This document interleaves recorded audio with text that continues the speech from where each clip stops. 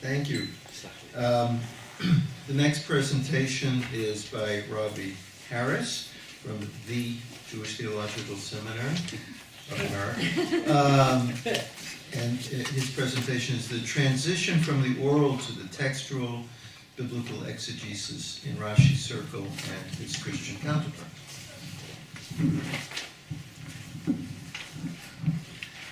So, a number of years ago, I was giving a paper at Bar Ilan, Rashi, Parshanu, that kind of thing. And one of the, Bar Ilan is divided into a university type, a kollel. One of the kollel people stood up and asked me some question about it. You got it? Nice. And he says something about what I had spoken, and I responded to him, in Hebrew. I said, well, don't forget, Rashi didn't study Chumash and Rashi, which I thought was self-evident. And he corrected me and basically said that no, I didn't understand that Rashi had merely repeated everything that his teachers had taught him. There was nothing new there. He just, except insofar as he functioned as a divine conduit, Baruch HaKodesh, to give us what was on the written page. And I said, excuse me, I have an appointment on Earth. I didn't actually say that, but I wanted to, quoting the great Woody Allen. So that's kind of a starting point for me, is to find out what really was going on in the 11th to 12th century. And to a certain extent, what I'm hopefully going to talk about here is sort of a continuation of Michael, what you spoke about this morning. So what was going on that created the movement towards Pshat in Northern Europe in a community that was all but detached from the achievements of Pshat in the Judeo-Islamic world that preceded it by a number of hundreds of years. So during the 20th century, scholars who wished to investigate the interrelationship between Jewish and Christian biblical exegesis most often did so by comparing and contrasting exegesis of identical or closely related biblical passages, and would frequently seek out sources and influences. This worthwhile and as yet ongoing project is essentially exegetical in orientation. My recent research, by contrast, is focused instead on hermeneutics. I have sought to describe the ways in which 12th century Northern French scholars, both Jewish and Christian, essentially changed the conception of Scripture as had come down to them from their respective religious traditions. In a nutshell, these exegetes fostered a development away from considering Scripture as only an authoritative text that functioned as the principal basis of religious behavior and ideology, Latin auctoritas, even if this basis was in principle only, into a literary text, litera, that required a different set of tools to unlock its meaning. In the rabbinic world of the 12th century Renaissance, 12th century Renaissance is a 200-year long century, give or take, from about 1050 to 1250. This involved a shift away from drash, or religious truth-seeking, from the verb lidrosh, to pshat, or reading according to linguistic or grammatical norms and in literary and sometimes historical context, Latin contextus. In Christian circles, this meant finding a renewed place for ad litteram, the so-called literal reading that functionally is closer to what we mean by contextual meaning, alongside more traditional allegorical and tropological levels of interpretation.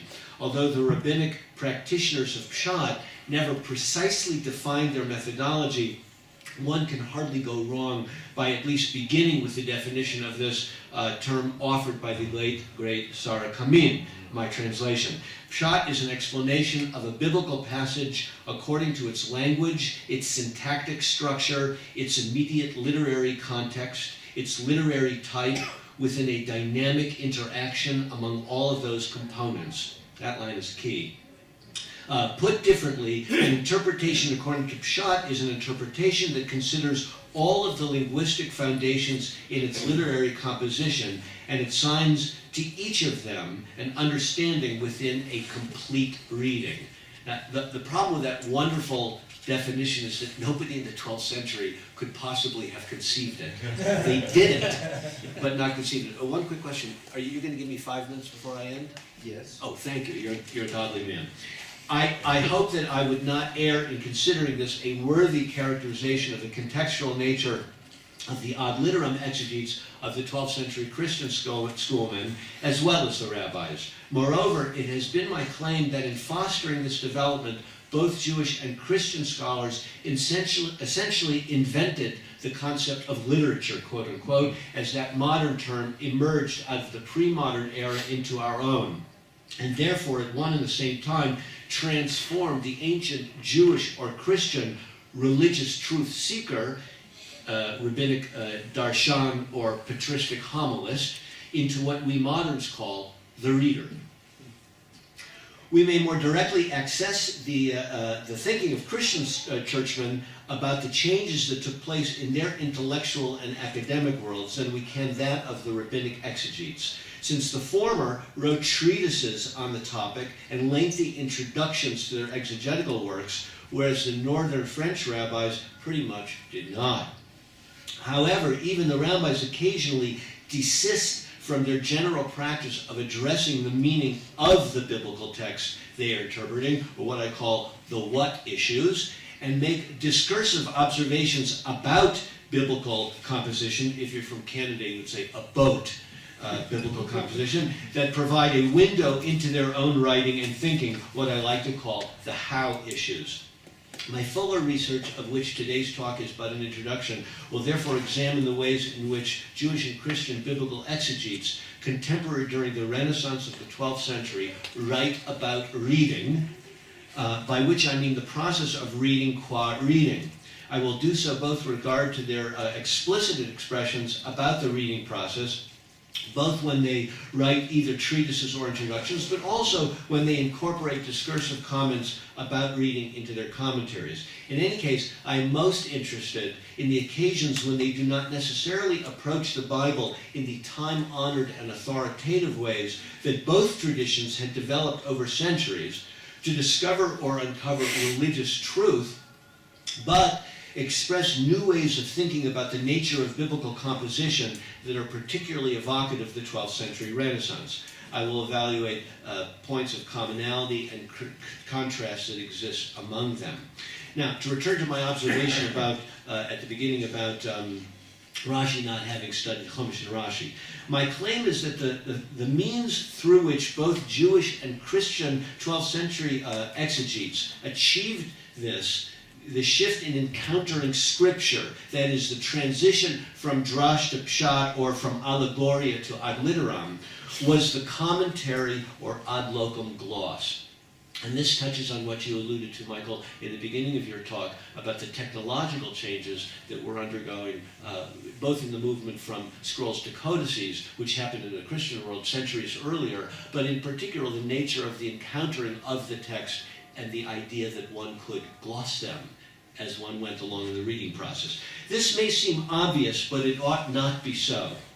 At least for Jewish writers, the adoption of the commentary mode for exposition is a distinctly medieval genre of discourse. As David A. Solomon presents this in his wonderful book, An Introduction to the Glossa Ordinaria as Medieval Hypertext, I'm going to cite this at some length. The idea of glossing a text is so familiar to the modern reader that examining the nature of a glossed text seems almost absurd. So ingrained is it in our reading and scholarly psyche. What modern reader even thinks twice about underlying passages or writing in the margins of a personal copy of a text, whether a primary source such as a novel or a secondary source that is a scholarly work? The margins of a contemporary personal Bible are consistently littered with comments and notes of the owner. So much so that today many Bibles are printed with enough marginal space and even notational apparatus such as page tabulations and thumb indices, inviting the reader to make such marks. So-called reading copies of books owned by authors are coveted for what they might tell the scholar about the writer's reading and, by extension, by writing processes. In his book, Solomon attempts to provide a theory of reading in the Middle Ages with regard to the gloss. I am trying to do the same thing for rabbinic exegesis, both on its own and in comparison contrast with Muslim and Christian literature. For now, let me state clearly, there are no ancient biblical commentaries, right? None, at least not in rabbinic circles. The form in which ancient rabbinic sages expressed themselves almost exclusively was midrashic, which is not reading as we understand the term, but a different mode altogether. And the expression of that form in antiquity, and up until approximately the 11th century, was oral, not written. While Christians, who were more directly heir to ancient Greco-Roman literary modalities, did employ the commentary form, both in antiquity and in the earlier medieval, and in particular Carolinian periods, the commentary genre grew exponentially among Christian scholars during the 12th century Renaissance. As Nicholas Haring observed, and I quote, although the custom of writing commentaries is by no means an invention of the 12th century, the remarkable urge of 12th century scholastics to compose commentaries produced a vast number and variety of such works. So there's an exponential increase even in Christian circles that had already known the genre. To state my observations more graphically, if still figuratively, the transition I describe here is a move away from reading with one finger, as it were, to reading with two fingers. Again, while the distinction is most definitely true in the rabbinic culture of the Beit Midrash, where reading with one finger almost exclusively dominated, it is still essentially characteristic of Christian circles as well, as Haring asserted. In the intellectual world of rabbinic Judaism during the first millennium, the sages cited biblical verses in the course of creating midrashic retellings of Scripture, or in their understanding, they did so while accessing the Torah She'ba'al Peh, vouchsafed first to Moshe during the revelation on Mount Sinai, and thereafter passed down from sage to sage until the first centuries of the Common Era, when it was made public through rabbinic intervention, primarily in the Beit Midrash, but in certain circumstances in the broader Jewish community that looked to the rabbinic sages for rabbinic leadership and guidance. Just to pick one example, the Kala. Moreover, this intellectual cultural creation was accomplished primarily in oral fashion. Now, without entering into the whole recent debate between Talia Fishman and Chaim Soloveitchik, few would doubt that the primary, if not exclusive, means through which first millennium rabbis expressed themselves was oral up until approximately the 10th century. Only biblical texts were inscribed, that is, nichtavu, right? Katvu, they were inscribed. But for the purposes of my argument, the debate about when the various collections and expressions of Torah She'ba'al Peh were finally inscribed is not relevant. When a master or student wished to access the repository of wisdom that this cultural output represented, he approached it and conveyed, note, I do not say read, quote unquote, as a singular expression of wisdom. Put differently, there is absolutely no evidence whatsoever that one wishing to access the wisdom of, say, Bereshit Rabbah did so, I may skip something, did so,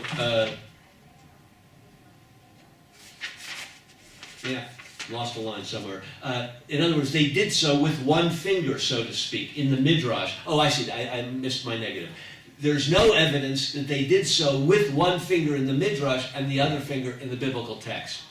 If you wanted to access Bereshit Rabbah, you just cited it in oral fashion. One engaged in Midrash as a standalone process, even when it cited biblical texts in support for its teachings. The classical Midrashic collections were not commentaries on an inscribed text.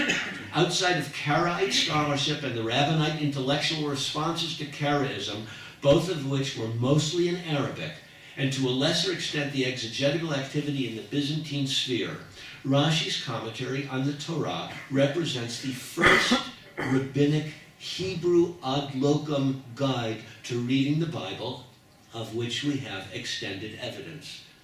Rashi really did not study Chumash with Rashi. There is something essentially new there. And to repeat, though the content of this commentary is overwhelmingly midrashic in nature, the form of Rashi's guide is an ad locum gloss. Therefore, it seems natural to me to seek the origins of Rashi's exegetical approach, as well as the subsequent and more refined expressions of Northern French rabbinic interpretive methodologies within the cultural and intellectual context of Christian Europe. The Christian analog to Rashi's commentary is, of course, the Glossa Ordinaria. In a sense, it would be more appropriate to reverse the terms of that sentence and state that the Jewish analog to the gloss is Rashi's commentary. My starting point is Rashi mainly because I am more familiar with it. However, just think of the ways one might compare the two works of exegesis. Both are composed in approximately the same time, and while not precisely the same place, basically down the street from one another, one can certainly say that they share a geographical locale with the same language and cultural and intellectual and religious milieu, same language, of course, being French. Thus, in 12th century northern France, both Jewish and Christian scholars begin the creation of a major work of biblical exegesis.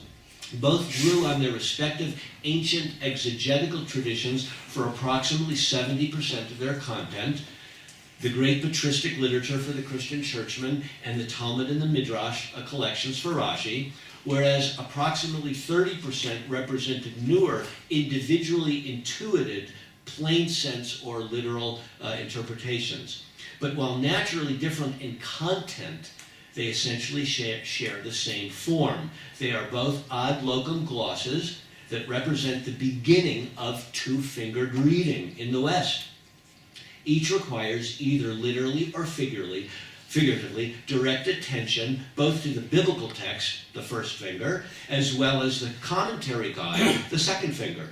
Moreover, within a generation, both Christian and Jewish exegetes make tremendous advances towards developing a truly contextual approach. Think Hugh and St. Victor of St. Victor and Herbert of Beauchamp among the Christians, and Rabbi Yosef Karo, Rashbam, and Rabbi Eliezer of Beaugency among the Jews. But let us speak frankly here. It goes without saying that in Europe, Christianity was dominant in every sphere, certainly political and economic, but also religious, cultural, and intellectual, and that it makes much more sense that the tiny Jewish population was more beholden to European Christian civilization than the other way around. While it may be demonstrable and true in their developing search for Hebraica Veritas, Christian churchmen turned to Jews to help them better understand the Hebrew underpinnings of the Christian Old Testament. Again, think content.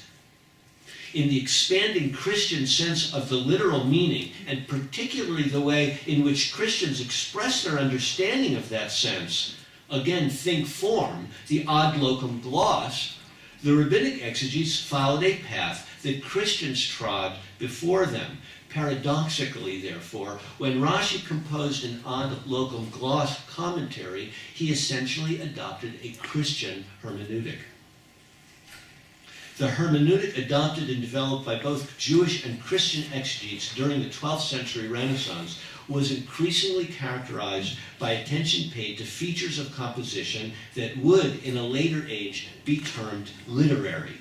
And this could only have happened once the inscription into written texts of tradition that were long the province of oral discourse took place, and the study of these newly inscribed texts replaced the relationship between masters and disciples.